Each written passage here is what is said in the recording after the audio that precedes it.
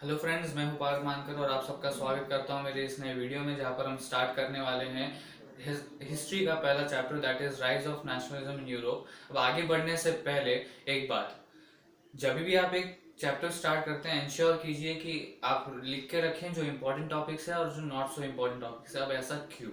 Right, जो important topics होंगे उस पर ज़्यादा जोर देना होगा आपको, उसमें ज़्यादा समय दें, क्योंकि जैसे मेरे टाइम पे हुआ मैंने पूरा कंटेंट कवर किया था।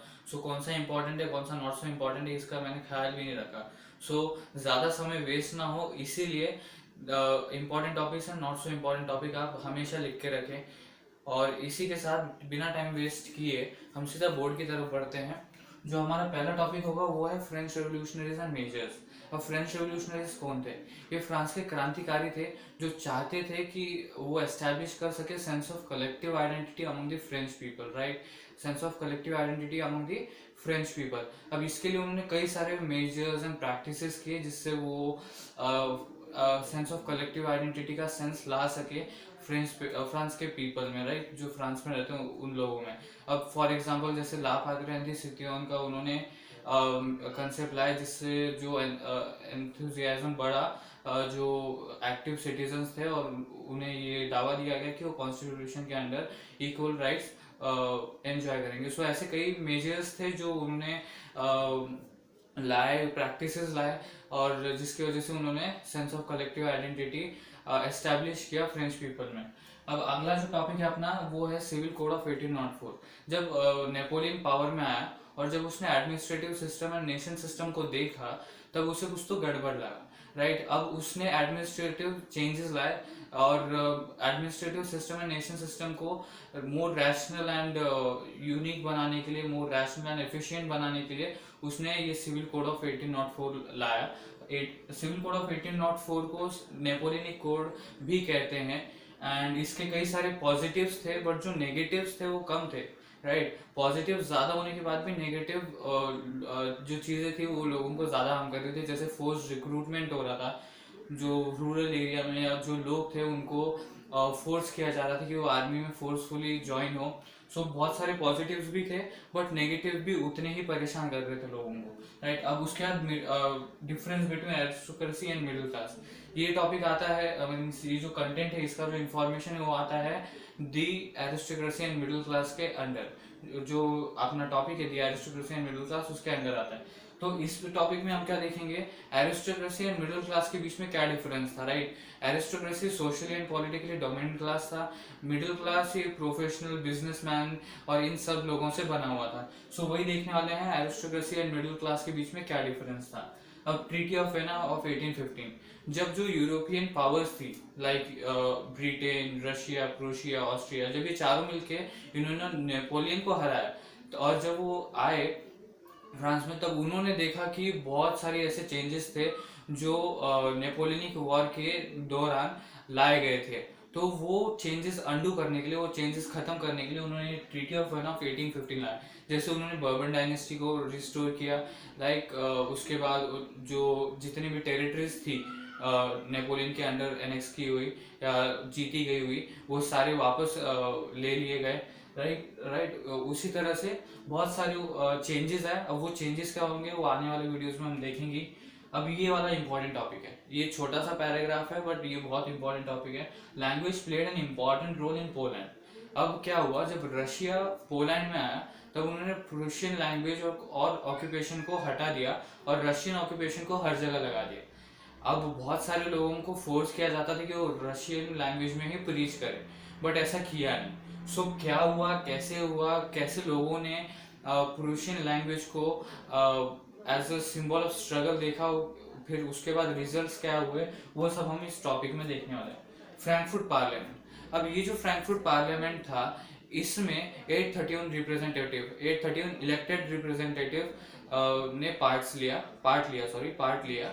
एंड उसके बाद किस तरह से उन्होंने कॉन्स्टिट्यूशन ड्राफ्ट किया, उसके बाद कैसे और कौन से किंग को उन्होंने वो कॉन्स्टिट्यूशन के साथ ऑफर दिया, और फिर वो कैसे कॉन्स्टिट्यूशन के विरुद्ध हुए, और फिर कैसे वो पार्लियामेंट विड्रॉ हुआ या किस तरह से वो बंद हो गया।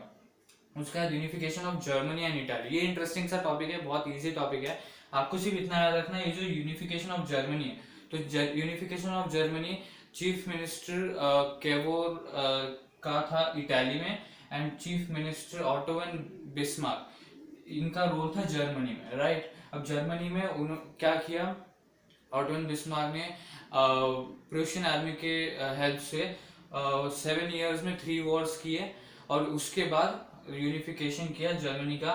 फिर केवोर ने डिसाइड किया कि वो अब रीजन्स ऑफ इटाली को स्टार्ट करेंगे यूनिफाई करने का। सो इटाली में उनका रोल था। सो हम यही देखने वाले कि किस तरह से इन दोनों लोगों ने जर्मनी एंड इटाली में अपना रोल निभाया एंड किस तरह से उन्होंने यूनिफाई किया। अब ये जो नेशनलिज्म एंड इम्पीरियलिज्म है ना, इसमें बाल्कन स्टेट का ही ज्यादातर दिया है। अब क्या है, नेशनलिज्म एंड इम्पीरियलिज्म में और कुछ डेटा काम का नहीं है, सिर्फ बाल्कन स्टेट का जो डेटा दिया है वो इम्पोर्टेंट है। मीन्स कैसे वो जेलस थे, मीन्स बाल्कन स्टेट जो थे वो कैसे ईच अदर से जेलस थे, कैसे एक दूसरे से जेलस थे, सॉरी, एंड किस तरह से वो इंटेंसिव कॉन्फ्लिक्ट रीजन बना, और फिर कैसे फर्स्ट वर्ल्ड वॉर हुआ, वो सब कुछ हम इम्पीरियलिज्म एंड नेशनलिज्म के इसमें देखने वाले हैं। सो ये जितना भी इंपॉर्टेंट टॉपिक का जो कंटेंट था या इंफॉर्मेशन था, ये 1 to 5 मार्क्स के लिए था, राइट। 1 to 5 मार्क्स मतलब जैसे फ्रेंच रेवोल्यूशनरीज एंड मेजर्स लिया जाए तो ये 1 मार्क्स के लिए भी आ सकता है, 3 मार्क्स के लिए भी आ सकता है, 5 मार्क्स के लिए भी आ सकता है। Same goes with civil code of 1804। फिर 5 मार्क्स के लिए बाल्कन स्टेट का आ सकता है। Unification of Germany and Italy of course 4 या 5 मार्क्स के लिए आएगा। फ्रैंकफर्ट पार्लियामेंट का 4 मार्क्स के लिए आ सकता है। Language played an important role, ये भी 5 मार्क्स के लिए आ सकता है। ट्रीटी ऑफ वाइना 5 मार्क्स के लिए। सो ये जितना भी कंटेंट है ये 1 to 5 मार्क्स का कंटेंट है, मींस इसके ऊपर 1 to 5 मार्क्स के क्वेश्चन आ सकते हैं। अब आगे बढ़ते हैं अदर टॉपिक्स। अदर टॉपिक्स में वो सारा कंटेंट है जो not so important. Not so important मतलब जो आप ब्रीफली भी कर लोगे तो भी चलेगा। सो सबसे पहला है गिसिबी मैजनी। अब ये इनका जन्म हुआ गेनुआ में, और एज एन यंग मैन उनको रेवोल्यूशन में भेजा गया। फिर उन्होंने 2 अंडरग्राउंड सोसाइटीज फाउंड की। फिर इस तरह से उनके बारे में कुछ डिटेल दी गई है जो हम आगे आने वाले वीडियोस में देखेंगे। फिर ट्रीटी ऑफ कॉन्स्टेंटिनोपल, इसमें आपको सिर्फ इतना याद रखना है, ये ज्यादातर 1 मार्क्स के लिए आता है। इसको सिर्फ आपको इतना याद रखना है इसमें कि ये जो ट्रीटी ऑफ कॉन्स्टेंटिनोपल था इसने ग्रीस नेशन को इंडिपेंडेंस दिलाया। अब उसके पहले क्या हुआ, कैसे पोएट्स और राइटर्स ने इसमें भाग लिया वगैरह, ये सब हम देखने वाले हैं, और किस तरह से ग्रीस नेशन को इंडिपेंडेंस मिला।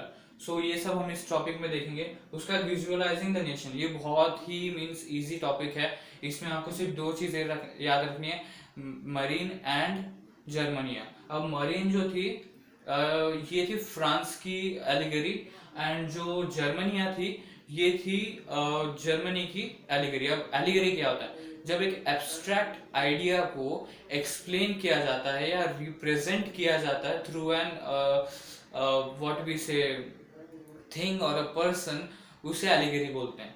तो अपना अपना तरीका होता है दिखाने का। तो जर्मनी में जर्मनिया वुमेन स्टैचू जर्मनिया को लाया गया हीरोइज्म को रिप्रेजेंट करने के लिए, एंड फ्रांस में थी Marianne, right. So other topic में ये 3 टॉपिक्स है, that is Giuseppe Mazzini, treaty of Constantinople and visualizing the nation. ये जितना भी कंटेंट है ये 1 to 2 मार्क्स के लिए बेसिकली आ सकता है एमसीक्यू फॉर्म में या fill in the blanks form में। Like for example, treaty of Constantinople is recognized for, अब ऑप्शंस दिए जा सकते हैं नीचे, या तो उसके आगे डैश लग के आएगा, राइट। अब उस डैश में आपको कौन सा ऑप्शन चूज करना है, it is recognized for giving independence to Greece nation, right, Greece nation. So ऐसे कुछ क्वेश्चन आ सकते हैं जिसके बारे में हम आगे डिस्कस करेंगे। सो ये जो भी कंटेंट है ये 3 पॉइंट्स का कंटेंट होगा। जितना भी 3 पॉइंट में कंटेंट आएगा वो 1 to 2 मार्क्स के लिए होगा, और जितना भी इसमें कंटेंट आएगा वो 1 to 5 मार्क्स के लिए होगा। सो इसे अच्छी तरह से प्रिपेयर करिए। अब देख लीजिए कौन कौन से कंटेंट है, राइट। सो आपको कौन कौन सा प्रिपेयर करना है, French revolutionaries and measures, civil code of 1804, aristocracy and middle class specially कीजिएगा। ये कभी कभी आता है और कभी कभी नहीं आता। सो आपको यही प्रीफर करूंगा कि ये आप डिटेल में करें, जिसके बारे में हम आगे देखेंगे ही, इसका डिफ्रेंसिएशन भी देखेंगे, चिंता ना करें। ट्रीटी ऑफ वाइना भी अच्छी तरह से प्रिपेयर कर ले। ये भी एक इम्पॉर्टेंट टॉपिक है। इसमें क्या क्या चेंजेस थे, like Bourbon dynasty was restored to power, the territories that were annexed under the Napoleon was taken away, then series of states were set up on the France boundary to prevent the French expansion. So ऐसे कुछ measures या आप बोल सकते हो ऐसे कुछ changes आए जो अंडू कर सके उन चेंजेस को जो नेपोलियनिक वॉर के दौरान आए थे, right. Language played an important role, ये भी जरूर कीजिएगा, इसका 3 मार्क्स के लिए क्वेश्चन आ सकता है, राइट। फिर फ्रैंकफर्ट पार्लियामेंट, ये इसमें ये भी क्वेश्चन आता है कि वुमेन्स का क्या रोल था, जो हम देखेंगे।